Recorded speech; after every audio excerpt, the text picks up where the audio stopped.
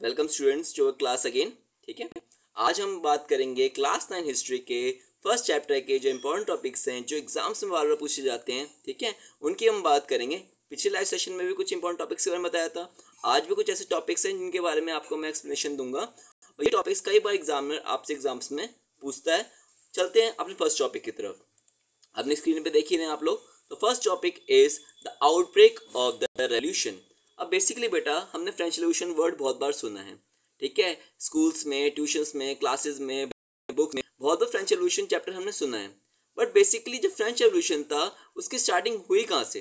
ठीक है, अब हम बात करें फ्रेंच रेवोल्यूशन की तो उसकी स्टार्टिंग बेसिकली कहाँ से हुई, उसका रूट कॉज क्या था और क्या ऐसी नीड थी फ्रेंच रेवोल्यूशन को स्टार्ट करने की। अगर हम बात करें the outbreak of the French revolution बेटा, ठीक है, उसमें अगर हम बात करें कि फ्रेंच रेवोल्यूशन की जो स्टार्टिंग पॉइंट था एक मीटिंग था। मीटिंग क्या था वो? लुई 16 जो वहाँ के किंग थे फ्रांस के, जो हमने पिछले लाइव सेशन में आपको पढ़ाया था, लुई 16 ने एक मीटिंग बुलाई थी for the purpose of increase in taxation. Basically जो लुई 16 है जब किंग बने थे तब फ्रांस की जो ट्रेजरी थी वो एम्प्टी थी। ठीक है, जो फ्रांस की ट्रेजरी थी वो एम्प्टी थी। एम्प्टी होने के वजह से उन्होंने सोचा कि जो मुझे फ्रांस के एक्सपेंसेस मीट करने वो कैसे होंगे, तो उन्होंने एक मीटिंग कॉल आउट करी। ठीक है, उस मीटिंग का पर्पस मैंने आपको बता दिया, टैक्सेशन का इंक्रीज होना। मीटिंग तो अच्छे पर्पस के लिए थी भाई। ठीक है, टैक्सेशन बढ़ेगा तो जो कंपनी जो कंट्री है उसमें एक्सपेंसिव हम ढंग से कर पाएंगे। ठीक है, बट उसमें जो तरीका था मीटिंग का वो कहीं ना कहीं गलत था। मीटिंग में जो तीनों स्टेट्स को बुलाया गया बेटा, तीनों स्टेट्स में से जो फर्स्ट स्टेट था उनके पास वन वोट था, सेकंड स्टेट के पास वन वोट था और थर्ड स्टेट के पास भी क्या था, एक वन ओनली सिंगल वोट था। अब दिक्कत यह है कि जो बर्डन ऑफ टैक्सेस था वो सिर्फ और सिर्फ थर्ड स्टेट का। अब सिर्फ तो जो फर्स्ट और सेकंड स्टेट था उन्होंने फेवर में वोट कर दिया, हाँ टैक्सेस बढ़ाए जाने चाहिए। थर्ड स्टेट का ये कहना था कि इक्वल वोटिंग नहीं हुई है। ठीक है, जो फर्स्ट सेकंड स्टेट है वो तो उसमें सिमिलर पीपल है, वो तो सेम पर्पस के लिए सेम इंटेंशन से वोटिंग करेंगे या उनका जो वोट्स है वो हमेशा एक रहेंगे। Out of three vote already decided है, तो थर्ड वोट से फर्क भी क्या पड़ेगा। थर्ड स्टेट था उनका ये कहना था।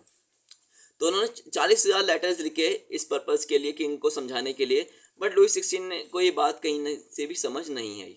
ठीक है, लुई 16 ने जो मीटिंग रखी, जो उसमें जो फर्स्ट स्टेट के मेंबर्स थे वो 300 थे, सेकंड स्टेट के जो मेंबर्स थे वो भी 300 थे, थर्ड स्टेट के 600 मेंबर्स थे।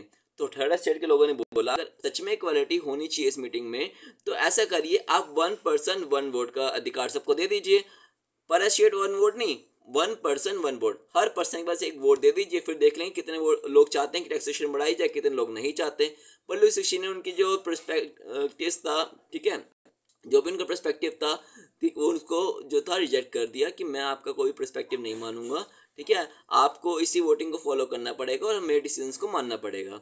लोग एंग्विश में आ गए, थर्ड स्टेट के लोग थोड़ा गुस्से में आ गए। उन्होंने जो बाहर निकल के एक टेनिस ग्राउंड में इकट्ठा हुआ, 20 जून का वो दिन था, वो ग्राउंड ऑफ वर्साइल्स में गए, टेनिस कोर्ट में गए, वहाँ पे सब इकट्ठा हुए और उन्होंने अपने ग्रुप को नाम दे दिया नेशनल असेंबली। ठीक है, जो वो लोग ग्रुप ऑफ पीपल था थर्ड स्टेट का, उन्होंने क्या नाम दे दिया अपने आप को, नेशनल असेंबली। नेशनल असेंबली का बेसिकली बेटा एक पर्पस था मोनार्की सिस्टम को खत्म करना। ठीक है, जो किंग का सिस्टम है, जो मोनार्की सिस्टम है, उसको अबॉलिश करना और डेमोक्रेटिक नेशन लाना अपने देश में। उनको सपोर्ट करने वाले दो और लोग थे, मिराबियो और अबिसाइज।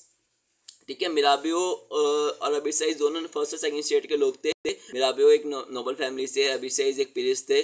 बट स्टिल वो नेशनल असेंबली को सपोर्ट कर रहे थे कि नेशनल असेंबली का कॉज अच्छा था। वो मोनार्की सिस्टम को अबॉलिश करके डेमोक्रेटिक नहीं लाना चाहते थे, इसलिए वो लोग उनको सपोर्ट कर रहे थे। बेसिकली मैं आपको कंक्लूड कर देता हूँ, लुई 16 ने टैक्सेशन बढ़ाने के लिए मीटिंग बुलाई, इसमें हर स्टेट के पास ओनली सिंगल वोट था। ठीक है, out of 3 vote 2 vote favour में थे कि टैक्सेस बढ़ाए जाने चाहिए। थर्ड स्टेट ऑफ कोर्स ये बातें नहीं चाहते थे टैक्सेस बढ़ाने चाहिए, क्योंकि टैक्सेस का बर्डन थर्ड स्टेट के ऊपर ही था सारा। ठीक है, तो जब ऐसा हुआ तो थर्ड स्टेट ने बोला 1 पर्सन 1 वोट का अधिकार मिले। जब वो नहीं मिला तो वो लोग इकट्ठे हुए टेनिस ग्राउंड में, खुद को बोलती नेशनल असेंबली, और किंग को ख़त्म करने का या अबॉलिश करने का या मोनार्की सिस्टम को अबॉलिश करने का जो प्रोसीजर था वो वहीं से स्टार्ट हुआ। इसलिए इसको बोला जाता है कि जो फ्रेंच रेवोल्यूशन का रूट कॉज माना जाता है, इसी इवेंट को माना जाता है जहां लोग बाहर निकल के खुद को नेशनल असेंबली बोला। ठीक है, और जो था नेशनल असेंबली का जो मेन पर्पस डिसाइड हुआ, क्या हुआ कि जो मोनार्की सिस्टम है उसको अबॉलिश या ख़त्म करना है। यही रूट कॉज माना जाता है बेटा आपके फ्रेंच रेवोल्यूशन के स्टार्ट होने का। चलो नेशनल असेंबली तो बन गई। अब नेशनल असेंबली ने बन के करा क्या? बेसिकली बेटा नेशनल असेंबली ने बन के एक कॉन्स्टिट्यूशन बनाया, ठीक है। कॉन्स्टिट्यूशन में जो वोटिंग राइट्स वगैरह का जो चार्ट है वो आपके सामने दिख रहा है, बट मैं पूरा एक्सप्लेन करता हूँ वो कॉन्स्टिट्यूशन में क्या क्या चीज़ें और भी थी, ठीक है। अपनी स्क्रीन पे देखेंगे 5 पॉइंट आएंगे आपकी स्क्रीन के ऊपर, ठीक है। जो फर्स्ट पॉइंट ये था बेटा उस कॉन्स्टिट्यूशन का जो कि नेशनल असेंबली ने बनाया था कि जो किंग है, अभी किंग की जो पावर्स उनको पूरा अबॉलिश नहीं करना है, बस रिस्ट्रिक्शंस लगानी है, लिमिटेशंस लगानी है कि जो किंग की पावर है उसको लिमिट करना है, ठीक है, ताकि जो किंग है किसी के साथ भी डिस्क्रिमिनेशन ना करे, पहला पॉइंट। दूसरा पॉइंट ये था कि हमें ये देखना है कि जो नेशनल असेंबली कॉन्स्टिट्यूशन है, थर्ड स्टेट के लोगों ने जो कॉन्स्टिट्यूशन बनाया उसमें भी इक्वल वोटिंग राइट्स का अधिकार नहीं था, ठीक है, कि उन्होंने भी कंडीशन लगाई कि कौन वोट दे सकता है और कौन वोट नहीं दे सकता। अब बात करते हैं कौन वोट दे सकता है as per the constitution of national assembly. उसमें 3 कंडीशन थी। पहला, जो पर्सन वोट दे रहा है वो मैन होना चाहिए। दूसरा, उसने 25 ईयर्स ऑफ एज को अचीव करना चाहिए। तीसरा, जो उसने टैक्सेस पे किए होने चाहिए वो 3 डेज ऑफ लेबर वेज के हिसाब से होना चाहिए। मतलब कि 3 कंडीशन क्या हो गई, पहला मैन होना चाहिए, दूसरा 25 ऑफ ईयर्स एज के बराबर या बड़ा होना चाहिए, तीसरा ये कि जो उसने टैक्सेस पे करे हैं वो 3 दिन के लेबर वेज के हिसाब से होने चाहिए। अगर ये 3 कंडीशन फुलफिल करता है तो उसको टैक्स वोटिंग राइट्स मिलेंगे, नहीं तो उसको कोई भी वोटिंग राइट नहीं दिया जाएगा, ठीक है बेटा।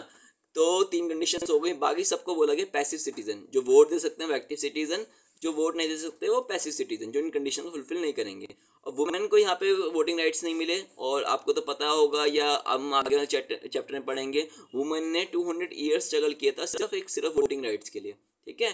तो ये था नेशनल असेंबली का फॉर्म होना, और एक कॉन्स्टिट्यूशन जो हमने नेशनल असेंबली का देखा उसका बनना, और एक मोनार्की सिस्टम के खत्म होने, ठीक है। और इसको हम ये भी बोल सकते हैं root cause of the French revolution, ठीक है। आज यही सब टॉपिक्स हमने कवर किए। हमारा मिशन क्या है बेटा, हमारा मिशन यही है कि आपके सोशल स्टडीज़ में 100 आउट ऑफ 100 मार्क्स आए, ठीक है। अच्छे से अच्छे आप स्कोर करो।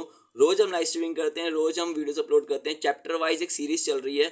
हर चैप्टर के जो इंपॉर्टेंट टॉपिक्स हैं उसको समझाया जाएगा, एग्जाम्स में कैसे अटेंड करने हैं वो बताया जाएगा, और बेसिकली आपको पूरा एग्जाम्स के पर्पज से रेडी किया जाएगा ताकि आप सोशल साइंस में अच्छे से अच्छे मार्क्स आप स्कोर कर पाओ। रोज़ एक लाइव स्ट्रीमिंग होगी या वीडियो अपलोड होगी, प्लीज़ आप चैनल को फॉलो अप रखें, ठीक है।